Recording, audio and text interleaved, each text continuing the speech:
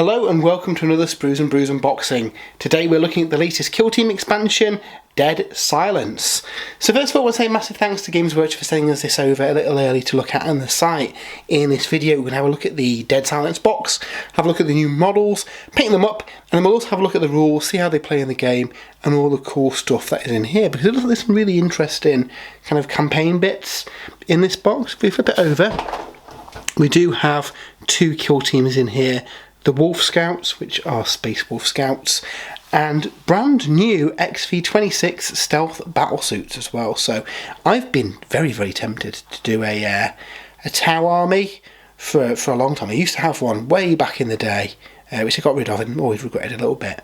And I've always had a kind of an urge to do a full battle suit Tau army, potentially with a, I don't know, anime-inspired colour scheme, which I'm sure you'll see at the end of the video. But yeah, so really cool kill teams in here. And then obviously we get the Dossier, we get the token sheets for them. We get a campaign map pad, which is interesting. It looks like it's got a kind of hex-based campaign, so that'll be really cool. And a log pad as well for recording the results of the campaign. And then transfer sheets and all the cards and rules and everything. So should be an interesting one. Now this box retails at £67.50, which I think is really good for the two kill teams in here. Obviously there's no terrain or anything in there, so I think this is a decent value box really. I think it's going to be a popular one as well. I'd be tempted to pick up another one of these myself for the Wolf Scouts.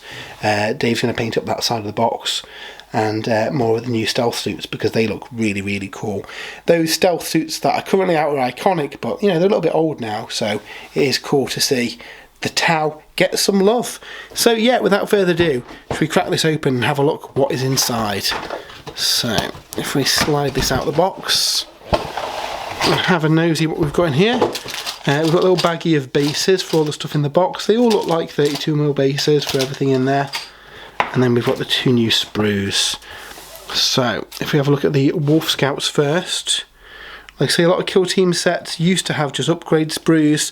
These are now full, you know, bespoke kits that are designed for kill team, but then obviously will be usable in the wider Warhammer 40,000 setting. And yeah, these look really cool. I'd really quite fancy doing a Space Wolf army myself. Dave's been working on one, so I know he's super excited to get these guys done. But yeah, very cool. So there's a few different weapon options on there as well, which is obviously handy for kill team. So I'll look at all the operative rules and everything a little bit later. The other sprue in the box is the brand new Stealth Suits. These I'm really excited for as well, because again, Stealth Suits are iconic for the Tau, and the existing kit is a little bit older. It looks like you get a whole host of different weapon options on here too, which is very cool. But yeah, I'm thinking a kind of Evangelion style scheme for this. So purple, green and orange, maybe as a precursor to a full battlesuit army at some point in the future. One of the Christmas boxes is you know, all the suits all the time, so I would be tempted to pick up that one. So yeah, that's the two new kits in the box. Obviously that's not everything in this set though, so if we open this up, we've got, is that a new Tau sheet? No, that's the existing Viola Sept sheet that we've seen in most of the boxes, and I assume this is the recent Space Wolves transfer sheet as well from their main release. A couple more bases in the bottom. In the cardboard sleeve though, we get everything else. So if we pull all this out, again we'll have a look at it in a bit more detail in a little bit, but just so we can see what comes in the box. So we have the Kill Team Dead Silence Dossier. Again, the second half of the video we'll have a proper look at that. We've got a token sheet, which is handy. We have the expedition campaign log. Now this is cool. So it looks like on here you kind of manage all your campaign points, supply points, your games won and everything. This is cool. It looks like it's the start of a proper campaign for Kill Team. And then alongside that we have a map as well. Yeah, really looking forward to this one. We also get the cards for both the kill teams. Again, we'll have a look at these properly when we go through the book, but we've got the cards for them to see how they go together. And then the instruction manual. So what we'll do, if we zoom in a little bit, we'll have a look at how these kill teams go together and see what is in here. So yeah, as ever on the most recent kits as well, you get a breakdown of what all of the weapon options are as well, to make it easier to identify, you know, what bits are what. Looks like we're starting with the stealth suits, and again with kill team, I'd always recommend having a look at the rules for the kill team, just to see how it goes together, what bits you want to build them with, just because that's going to make life a little bit easier for you. And obviously you've got quite a few different options on these. Presumably they'll update the 40k rules to accommodate the new bits and bobs that they've got in here, but you are going to have to pick which loadouts that you want.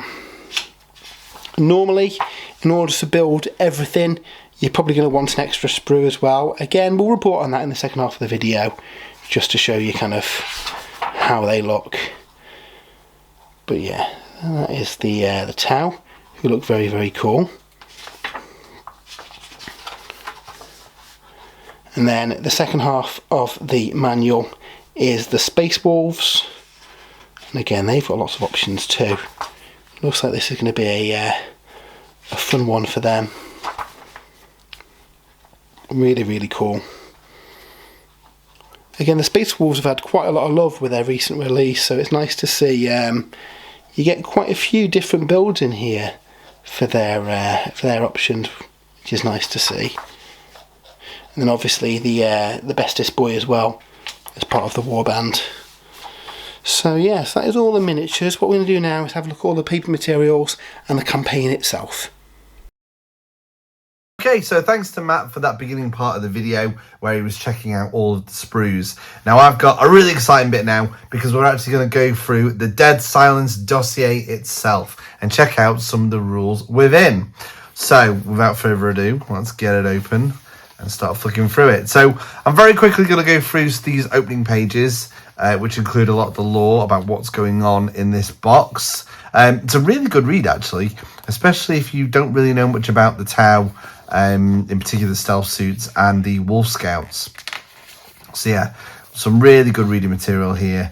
I really like the artwork for Kill Team. I mean, look at that. That is so cool. I really want that on my wall. So yeah, I really like this kind of moody black and white artwork. But let's start talking about some of the... Well, let's start off with the kill team. So the first kill team we're looking at are the Wolf Scout operatives. Of course, we're going to check out the data sheets in a moment. But what we've got here is some painted examples of the different operatives that are available. So you've got the Pack Leader, you've got the Fang Bearer, you've got the Fenrisian Wolf, Frost Eye, Gunner, Rune Priest Scald, Trapmaster, and the Hunter. Not a massive amount of kill team, amount of operatives, but enough, because you don't get to take many, as you'll see. Got a nice story there. Before we kick into the Tau, again, a gorgeous piece of black and white art. Really nice. This kind of explains a bit about the Tau weaponry and the drones that they use. And then you've got their operatives. So you've got the Shazri, the gun drones, the marker drones, the Designator, the Neutralizer, the Liberator, the Lodestar, and the Infiltrator. Again, we'll see more about what they do in a moment. In fact, we'll do it right now. So this is how your kill team, if you decide to run the stealth suits, this is how you'll set up. So you always start with a Shazri, who you can give a cannon or a fusion blaster. You'll have a marker drone and a gun drone, and then you're able to choose 4 from this list of stealth suits. As with most kill teams, there's always one that you can take multiple times. In this case, it's the Infiltrator. The other variants you can only take 1 of. The only other caveat is with one of the... you can only take one of these weapon options on these ones that are starred here. Didn't explain that very well. As you would imagine, the archetypes, Infiltration and Recon. So you're always taking a Shazri, and then you've got a few options. You always have your 2 drones as well. Flip the page over. So, their faction rules. These guys really power up if they kind of hang around their territory. And the reason for that is your stealth battle suits get this accurate X weapon rule. So, within 3 inches of your territory, you get accurate 1 if you're shooting the enemy operatives, that is. If you've got enemy operatives within your territory, you get accurate 2. And within 3 inches of your drop zone, you get accurate 3. So the closer your opponent gets to your drop zone, the more pain you can inflict on them. This is their best faction rule, though. So they get stealth fields. So whenever a friendly stealth battlesuit operative has a conceal order, it's not visible to any enemy operatives more than 3 inches from it, taking precedence over all other rules. Whenever a friendly stealth battlesuit operative has a conceal order, it can perform a fallback action for 1 less AP. That is amazing. That's so good. Proper stealthy boys. I really like that. Their ploys are very much in keeping with what the stealth suits are about. They're all about maneuverability, about being stealthy. Yes, they have some really good firepower, but you got to basically use it at the right time, which I really like. Ghost Shroud, for example, is a firefight ploy. If an operative has the engage order, you can change it to conceal, which is pretty cool. Jetpack, again, helping you with the maneuverability, saving protocols for some survivability. So, yeah, very much in keeping with the type of kill team they are, which is really good. We'll move on to their data sheets. So they're not bad. They're not bad at all.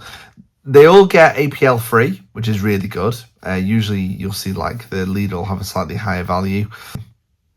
They all very much have their uses, and I think one of the key things when you're playing with these in kill team is making the most of their abilities. Designator's got his own marker light to make it easier to hit. Well, let's read it out. Whenever an enemy operative is a valid target for this operative or is visible to the operative and within 2 inches of your ambush marker, whenever a friendly stealth battlesuit operative is shooting an operative that's marked, that friendly operative's range weapons have the severe weapon rule. Note that an operative can be a valid target for this operative even if the operative isn't the active operative. I will learn to speak. I'm just getting over being poorly, so it doesn't help. So he's cool at marking up and making your enemy's operatives easier to slay. The Infiltrator, this is the one that you can take multiples of. So he's pretty cool. He can counteract regardless of the order. If it has a conceal order, sorry, I'll say that again. This operative can counteract regardless of its order, but if it has a conceal order during that counteraction, it cannot perform actions other than pick up marker and place marker, which is cool, or mission actions. The Liberator's got grenades, which is really cool. He's got an EMP bomb, which has all of the special rules there. We've got the Lodestar with his electro shaft launcher, so he is kind of more of a defensive suit. So the homing beacon. Neutralizer's got a multi-spectrum sensor package, which is cool. System jam, select one enemy operative visible to this operative onto the end of that operative's next activation, subtract 1 from its APL stat. Now I always find that those rules are really killer, especially when they're used at the right moment. Can really scupper somebody's plans. You've got your marker drone, and you've also got your gun drones as well. We then have some faction equipment. So you've got hardwired target locks. I really can't speak today. Advanced black sun filters. You can see them from the codex. Again, very much in keeping with the kill team. And you've got your handy token guide there as well. What I do like about these books are these designers' commentaries. So at a glance, it tells you about the kill team, how they play, gives you an idea on their difficulty, the weaknesses, their strengths, which I really like. So, as I've kind of mentioned, the stealth battlesuits may just be the sneakiest kill team to date. They combine hard-hitting firepower with mobility, tactical counterplay, and of course, near invisibility. With a toolbox of decisive answers to any threat you may face, the XV26 Stealth Battlesuits are the perfect kill team for anyone who wants to play patiently, outmaneuver their opponent, then lethally strike for the greater good. So I think that really sums them up. I think they could be maybe a little bit tricky to use, but then also maybe a bit more forgiving than some of the other kill teams. Speaking of, we've got the Wolf Scouts next. So these are quite a small warband because you get to choose, you have to take a Fenrisian Wolf, and then you get to pick 5 of these operatives, the Hunter being the only one that you can take multiples of. So when I first saw this box, I imagined you'd have to take a pack leader, but you don't. You don't have to take him at all. So quite like that. Archetypes have got the recon and seeking.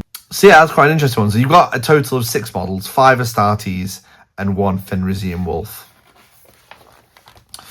They've got the Hunting Astartes faction rule. So during each friendly Wolf Scout operative's activation, it can perform either 2 shoot actions or 2 fight actions. I think that's basically the same as the normal Astartes rule. Aside from 1 additional AP must be spent for the second action if both actions are using a plasma gun or plasma pistol, and you cannot select 2 psychic ranged weapons. Each friendly Wolf Scout operative can counteract regardless of its order. Whenever it does so within your storm, you can change its order first or change its order instead of performing an action. The storm is the second part of the faction rules, the elemental storm. And I've got to admit, I kind of get it from a lore perspective, but it's not my favourite faction rule. So it's a strategic gambit.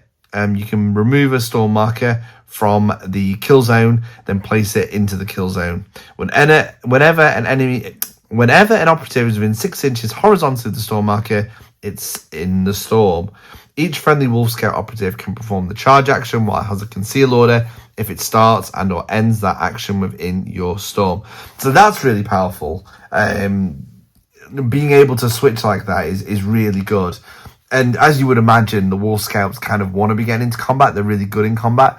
There are a couple of them that are also very good at shooting, such as the Frost Eye. But these guys, they want to get up close and personal.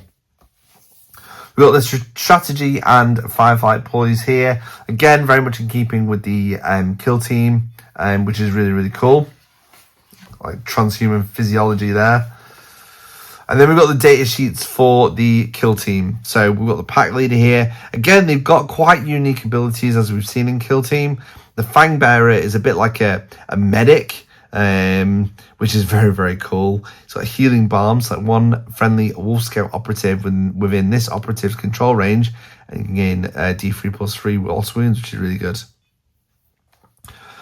Your Hunter's the one that you can take multiples of. He's not really got any special rules, but when he is in the storm, he does have the severe weapon rule, which is very cool. A lot of these kind of play off the storm mechanic. Got the Trapmaster there. The Rune Priest is one of my favourite models in the box, as well as the Frost Eye, who's here. So he's probably your best shooting unit. Gets 4 attacks with his Instigator Bolt Carbine, which you can fire in 2 modes.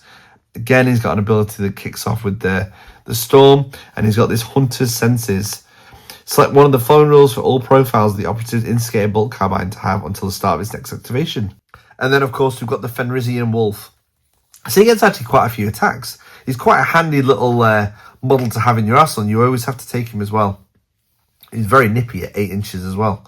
5 inches saves 9 wounds. And he's got this pounce ability. Once per battle, if the operative's APL stat is 2 or more, this operative can perform a free charge, fallback, or reposition action. If it does, until the end of its next activation, subtract 1 from its APL stats. That's really cool. Instinctive Predator. Cannot perform any actions other than charge dash. Makes sense. He's not going to be going tinkering with any terminals or anything, is he? Again, we've got some faction equipment here. Frost weapons, which is really cool. Talismanic trophies. We've got the marker and token guide, including that very key storm marker. Seriously, that's like such an important mechanic for this kill team. And then you've got the designer's commentary. Again, we'll read out this this paragraph here, because it probably is going to sum up the Wolf Scouts perfectly. The Wolf Scouts are a tactical elite team with powerful weapons and stats who are heavily defined by the unique traits of their chapter. In this kill team, you have a group of potent fighters, but they require a skilled execution of game plan. And that's because you've not got many of them, and they're probably not as defensive as the other Astartes kill teams, such as the Death Watch. But they can be a bit more killy. So a bit more of a glass cannon, these guys. Out of the two, I'm leaning towards these being the more difficult of the two factions to kind of get to grips with. But I don't think they're going to be, you know, I think new people are still going to enjoy using them. I just think these might be a little bit harder to master than the Stealth Suits, in my opinion. But still a very, very cool warband. We're then going to move on to the campaign pack. Now, I'm not going to lie, guys. This is probably my favourite part of the book. So I do enjoy these kill team campaigns, but it's always felt like there's been something missing, really. And this kill team box answers that question. So as we've seen in the beginning part of the video, it comes with a couple of little pads. You've got this campaign log, and you also have, it's later on in the book, you also have a hex-based map as well, which this goes on to explain how it's used. And honestly, especially this map, that's what Kill Team has been missing. A way to mark where you're going in a campaign, to properly track the how your campaign's going. I'll just read this bit out here. It's a map-based campaign system. I'm not saying whatever that word is. I can't pronounce things in normal words, never mind complicated words like Sisyphus? I don't know. Anyway, it's a map-based campaign system used alongside your games of Kill Team. Unlike most traditional campaign systems, it's designed so that players can take part regardless of whether their opponent is also participating in the campaign. It even works if you don't have an opponent and want to play entirely solo or cooperatively. It involves exploring unknown locations on a hex map. You'll then have to manage resources and make decisions to achieve your chosen objectives. The campaign links your games together, provides consequences for them, and allows you to build your own narrative for your kill team as it conducts an expedition. It requires a campaign map. There are different. The ones with fewer hexes should be used with 2 to 3 players. Information is recorded on the map, so ensure it's accurate and that all players are informed. If multiple players are taking part in the campaign, it's recommended that one player takes responsibility for keeping the map up to date. So you've got a quick key to how the campaign map works. You basically got 3 different types of hexes. You've got the surface, which this recommends you use the kill zone Volkus for. You've got the tomb world, so obviously you want to be using the tomb world from the recent boxes. And you've got blocked, which are impassable hexes. It sort of talks about setting the map up and establishing priority. And then of course it's got an example there of your log, which you're going to mark all your games won, things like that, supply points and stuff, as well as the current hex. All your hexes are numbered, so you can keep a tab on where your kill teams are, where your base hexes, your camp hexes are, all of which the rules are further on in this book. A campaign round is made up of a movement phase, a battle phase, an action phase, and a threat phase. The movement phase allows you to move around the board. You can move up to 3 hexes, but you have to subtract 1 from your supply points for each hex subtract 1 from your supply points for each hex your kill team moved. You could regroup, which is move your kill team to the nearest base or camp. If it's already in one, move it to the next nearest. Or you've got a hold where you can leave your kill team in its current hex. You then have the battle phase. You don't necessarily have to battle the same person you're in a hex with. You can battle other people. It is recommended that you battle the ones if you're sort of sharing a hex with them, but it doesn't mean you have to. You're free to play whoever you want. Obviously, it would be better if you were playing somebody else playing in the campaign, but if somebody just wanted a quick drop-in game of Kill Team, then you could have a game with them and mark how that game goes in this campaign pack. And then you've got the action phase. So this phase is after you finish the battle. So one at a time, each player can perform one campaign action. You've got scout, you've got resupply, demolish, encamp, and search. We then finally have the threat phase. So this basically leads up to the end of the campaign. So let's read this here. So first, resolve all location rules that take place in the threat phase if multiple establish priority. Then, unless it's a solo cooperative campaign, raise the threat level by 1. If it reaches its maximum, the campaign ends. Determine the maximum threat level before the campaign begins, but 7 is a good average. If you're playing a solo cooperative campaign, the threat level rises differently, as explained later on in the book. And then you've got various objectives. So it's not just about winning the campaign. You've also got Warlord for most campaign points, Pioneer for most supply points, Explorer for most hexes explored, most games played, most games won, most enemy operatives incapacitated. So this is setting out the end goal of the games, which is very cool. You've then got all the rules to turn it into a solo and cooperative campaign. I said this in the last time I did a Kill Team video. I really want to do something like this for the channel. One day I will do it. I'll run a solo campaign. As you're going around your hexes, you're able to explore them. So when you explore them, different things happen, and you can mark these on your map. So for example, you could open up a tectonic fissure, which makes that hex become blocked. You've got a crashed ship where you gain some intel. You've got landing sites, asteroid impacts. There's loads. You roll I think it's a D26 to generate your results. What I think would be a cool idea is if you photocopy these little logos, then you could really kind of play about with them on the map. Well, maybe a little bit too big. But that's cool. They all feel relevant and all tie nice into campaign. You've got a couple more pages there as well. And some more. Loads of them. Loads of them. Oh, yeah, you've also got a mix of surface and tomb conditions as well, because that makes sense depending on where you're unveiling. And then to finish off the book, you've got some maps. Now, obviously, you've got the pad in the box as well, but you can also photocopy these. I like the fact you've got the threat level on the side to kind of track your progress in the game. These are obviously for like your smaller size games, and then as we flick through the book, they get bigger. But you'll see that they kind of, like here, you've got the surface all the way around, then you've got the tomb world in the middle, a couple of blocked. This one's got a couple of tomb world bits, and then you've got surfaces going around the outside, and then you've got a massive map to end with your threat value. I think the campaign sounds awesome. I honestly do, and I think combined with the missions from the previous book, you could have an awful lot of fun running a campaign, either solo cooperatively or I think the best way with a friend. And I like the fact that they can drop in and out as well. Like you can face different opponents and stuff without tying them into a long campaign. And really, they're not that long. I mean, it recommends 7 as a kind of level for most games, for most campaigns. But you can have a play around with that. If you feel it's too short, then you could maybe extend the threat level up. So yeah, I'm really impressed with the campaign rules, and I love the fact that it includes those pads in the box with the hex map and the log as well. The kill teams look fun. They look really good. I'm probably a bit more of a fan of the stealth suit rules, but the wolf scouts are still really cool as well. And it'd be cool to see how both kill teams do in 40k as well, because I'm sure those rules will be online very, very soon. So all in all, I'm very impressed with the book. I maybe would have liked a couple of unique missions. That would have been nice for the campaign. I think that would have been really, really good. Maybe like an intro and an outro, get like a first game of the campaign and a last game of the campaign. That would have been really good.